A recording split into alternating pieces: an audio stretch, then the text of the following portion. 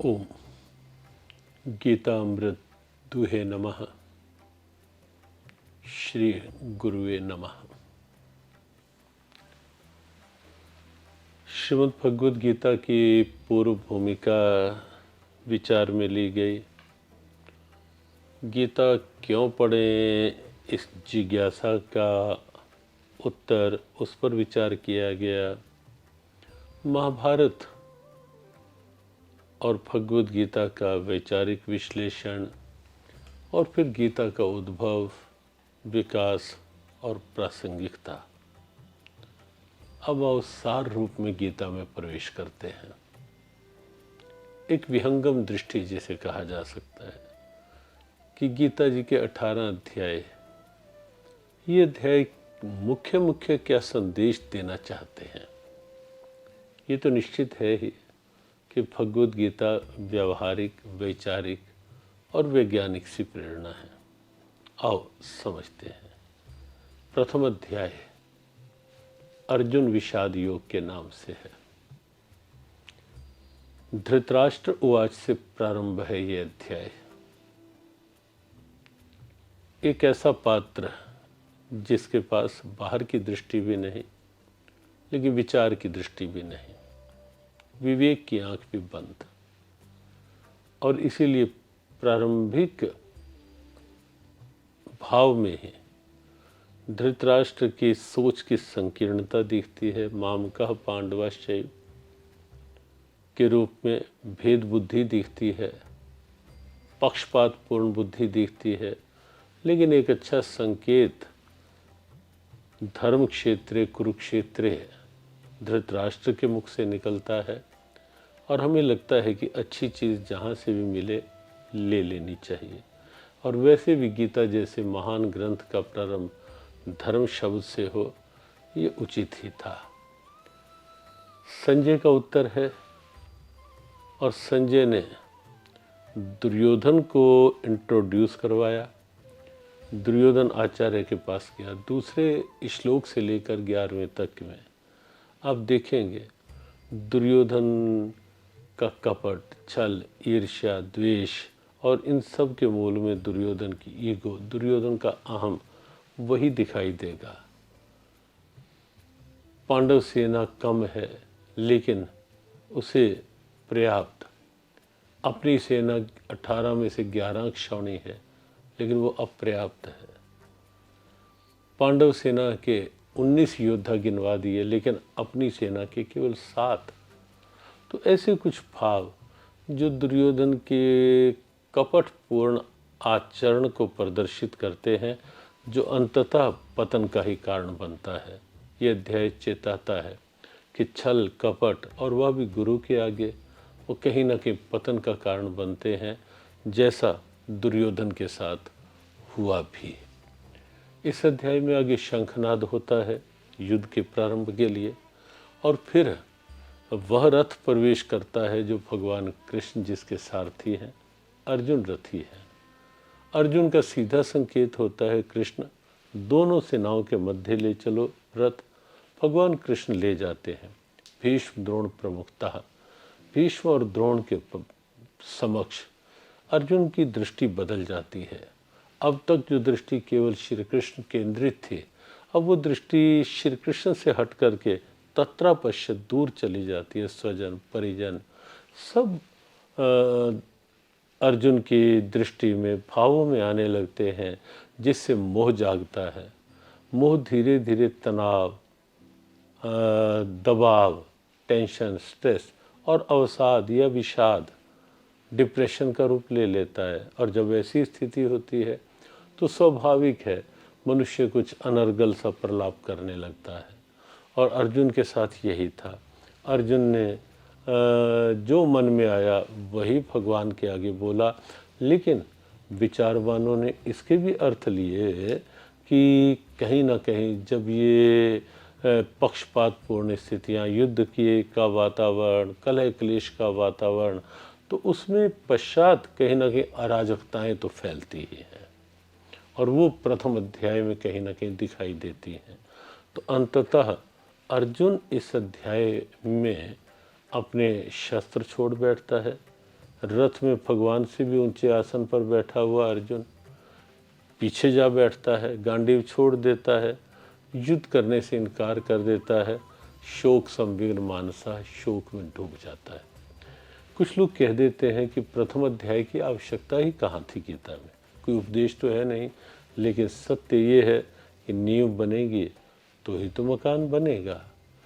पुस्तक कोई भी कितनी अच्छी हो, भूमिका उसके भाव को प्रदर्शित करती है। तो प्रथम अध्याय एक प्रस्तावना है, एक भूमिका है।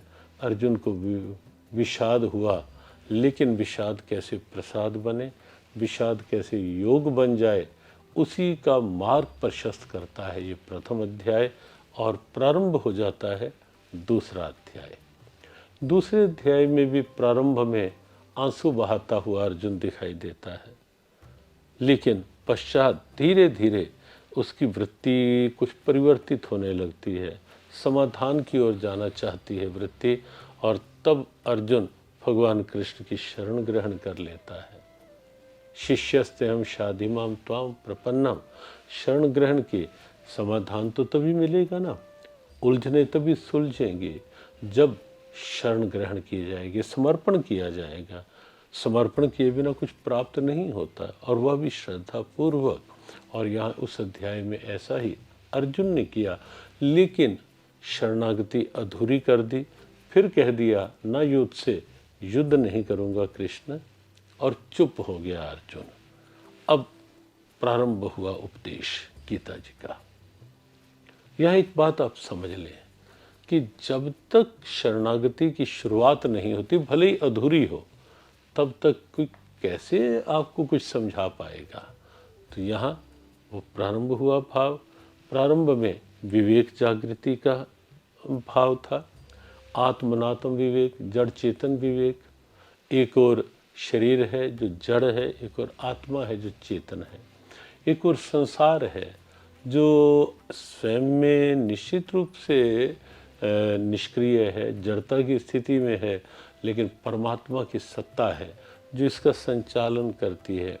संसार परिवर्तनशील है, नाशवान है, और ऐसी शरीर की अवस्थाएं भी, लेकिन आत्मा परमात्मा शाश्वत है, अजर है, अमर है। शस्त्र काट नहीं सकते, अग्नि जला नहीं सकती, वायु सुखा नहीं सकती, जल डुबा नहीं सकता। तो ऐसा विवेचन इस अध्याय में आत्म तत्व का एक अद्भुत निरूपण इस अध्याय में किया गया। कहीं कहीं कुछ बातें ऐसी होती हैं जो लोक निंदा के भय से भी हमें अच्छी दिशा में ले जाती हैं, सन्मार्ग की ओर ले जाती हैं। तो इस अध्याय में आप देखें, कहीं एक और उच्चता है, लेकिन एक और भगवान बिल्कुल नीचे के धरातल पर ले आते हैं और कहते हैं पार्थ, तो उचित कर्म नहीं करेगा जो तेरे लिए इस समय विहित कर्म है, नहीं करेगा, समाज में तेरी निंदा होगी, लोग तेरे लिए अपयश की भरी बातें कहेंगे, लोग कुछ भी कह सकते हैं पार्थ। और अच्छे भले व्यक्ति का जो समाज में अपमान होता है, वो अपमान पार्थ मृत्यु से भी कहीं अधिक निकृष्ट होता है। तो आप देखें, गीता ने इस रूप में भी चेताया, क्योंकि गीता का भाव यही है कि इंसान कैसे इंसानियत को सुरक्षित रख पाए, और इसीलिए इस रूप में भी चेताया। और ये बिल्कुल सत्य है कि समाज में रहना है तो समाज के ये ध्यान रखना ही होगा कि ऐसा आचरण नहीं जिससे समाज में मेरी निंदा हो, लोक में मेरी निंदा हो। तो वहाँ उस रूप में भी गीता भगवती ने चेताया। और फिर एक स्थिति ऐसी आई जहाँ इस अध्याय में कर्म योग का भी प्रारंभ हुआ। भगवान ने कहा कि कर्तव्य कर्म पर दृष्टि रखो, फल पर नहीं। क्या मिलना है इसकी चिंता नहीं, मैं क्या कर सकता हूँ, मैं क्या दे सकता हूँ। न पद की आसक्ति, न प्राप्ति की, न प्रतिष्ठा की आसक्ति, केवल अपने कर्तव्य में। तो तब कर्म जो होगा भोग के लक्ष्य से नहीं, योग के लक्ष्य से, योगस्थः कुरु कर्माणि।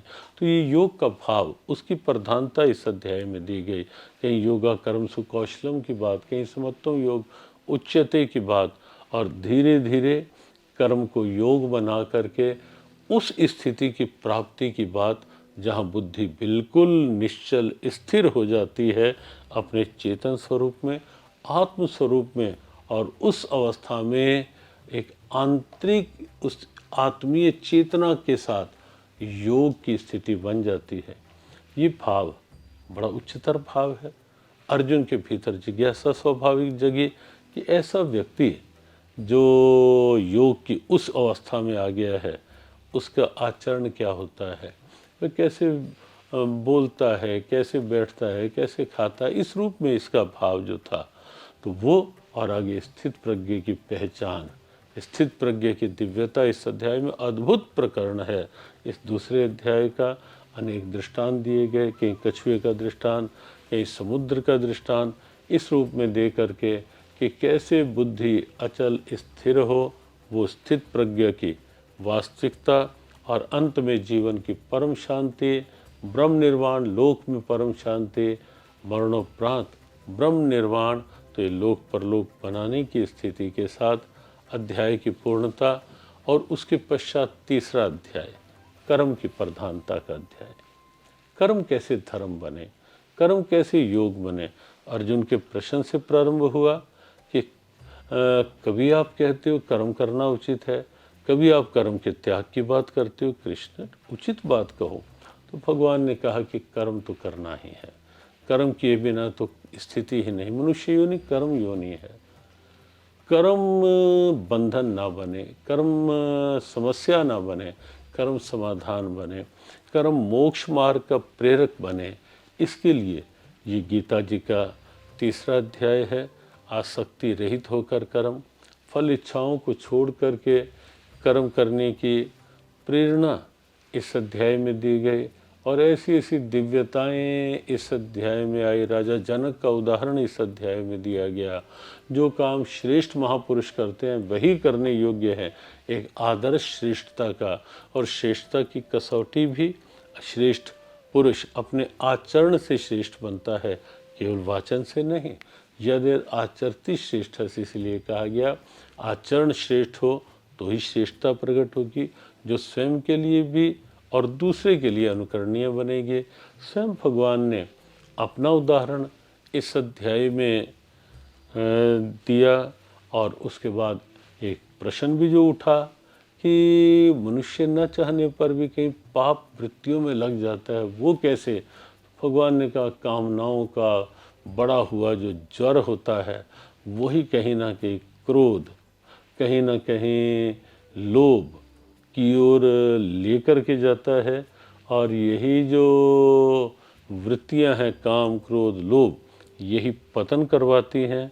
सावधान किया कि यह जीव, ये तेरा सबसे बड़ा शत्रु हैं। ये वृत्तियां, इनके अधीन होकर नहीं जियो, इनके अपने अधीन करके जियो, तो निश्चित है अपना अपना इंद्रियों का व्यवहार वह भी योग की दिशा में प्रेरित करेगा। चतुर्थ अध्याय प्रारंभ हुआ।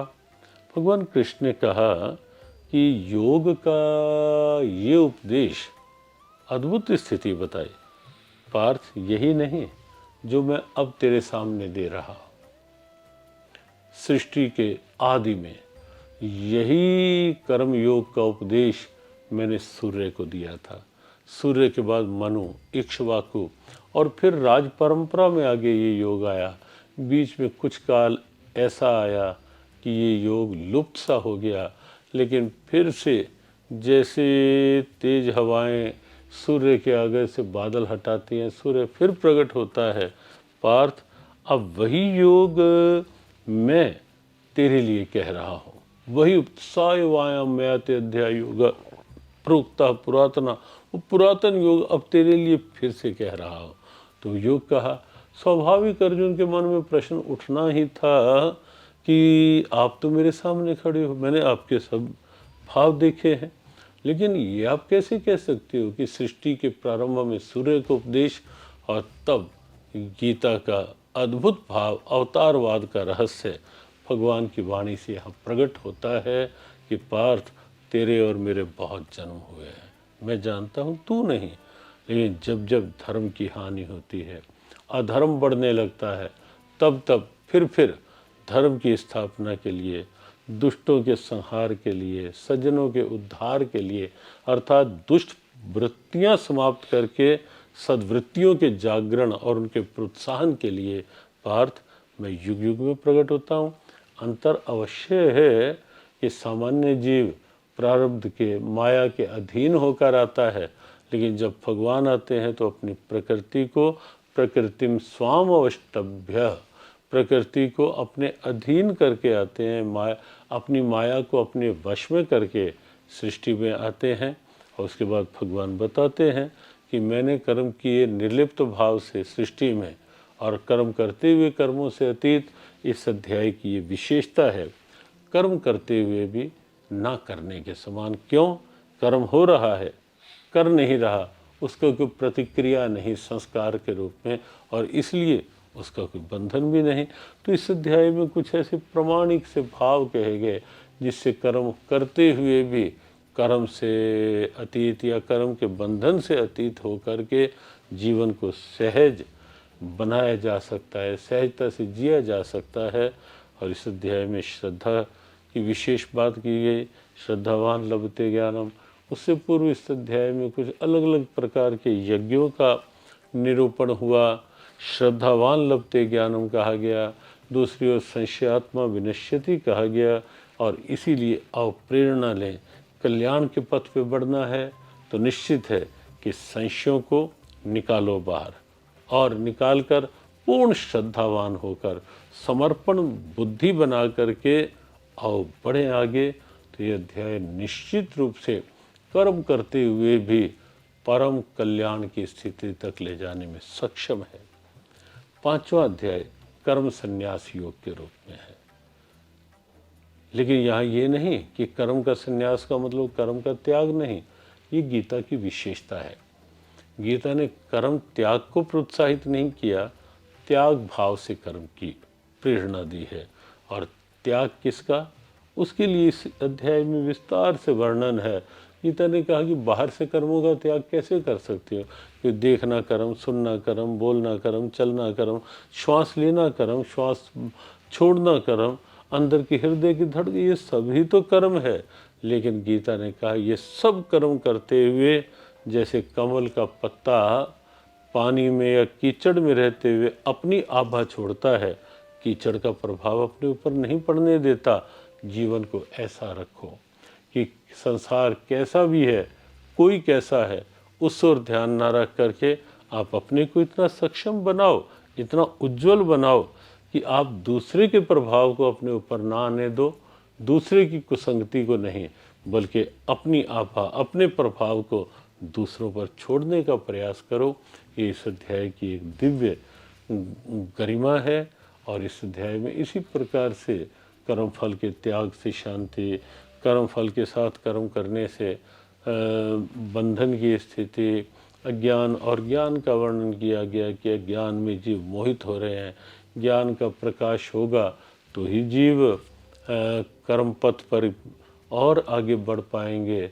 एक अद्भुत भाव आया कि ब्राह्मण, हाथी, कुत्ता, चंडाल सबके अंदर चेतना एक, जैसे बिजली के उपकरण अनेक, करंट एक, प्राणी अनेक, लेकिन चेतना सबके अंदर एक ही है।